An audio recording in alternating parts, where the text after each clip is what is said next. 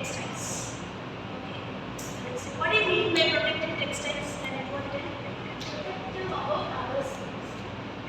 They protect us from other harms. Right. So there are textiles which can protect us. Usually our normal awareness which it protects us from hot. It is heat energy which comes from the sun, and it protects us from coldness also. But there are certain other things from which we need to get protected. What are they? Fire, chemicals and radiation. Okay. So we need to get protected from fire. For example, when you take there is a fire accident. Okay. So fire service people will rush there and they will do some emergency work. So they need to be protected from fire.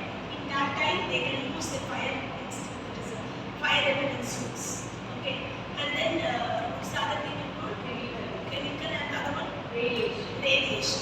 So when working with radiation, you need to be more safe because radiation can penetrate through our bodies. They can harm us. So for that also we need radiation suits. Okay. And then the third one is chemicals. Okay. While we are working with chemicals also, we need some protection. What are the places in which we need protection from chemicals? Can anyone tell? Chemistry labs and then chemistry manufacturing units also. Any other thing? Okay, healthcare and military. Sometimes in military they use chemicals as weapons. So you need to have textile fabric which is repellent against those chemicals. And the other one is military and healthcare. Okay, when we work with certain medicines. Okay, so we need to have some protection. Okay, so there are certain environment in which we are prone to chemicals, and from that chemicals we should have some protection. Okay, so what kind of fabric? What are the requisite properties which are needed? The property la irna nalla irukku. So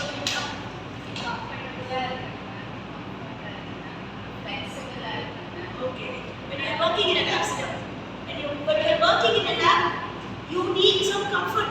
Okay, you cannot carry a heavy material, so it should be lightweight, comfortable, it should be flexible. Stiff furniture, you cannot work easily. Any other thing? Thermal stability, because of step. And then because you will be working with very high temperature and all, so by the time it should not, it should be thermally stable also. Okay, it should be thermally stable. So in that sense, the fabric should be designed in order to overcome all these problems. Flexibility, comfortability, and the thermal stability. Sometimes we also need fabrics which will resist against immersion. Water repellency should be there. Okay, water repellency should be there. It should, if some oil spills on the fabric, okay, it should not absorb. Okay, oil repellency should be there. So these are all certain properties by which chemically resistant fabric should be. But how can we prevent it? Is that possible? Are they satyama? There is a need for chemically resistant fabric. In different environment we know all the properties. So how can we go for it?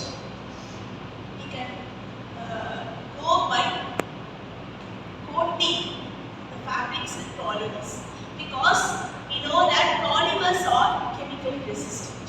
Okay, you might have come for chemistry lab. Chemistry lab.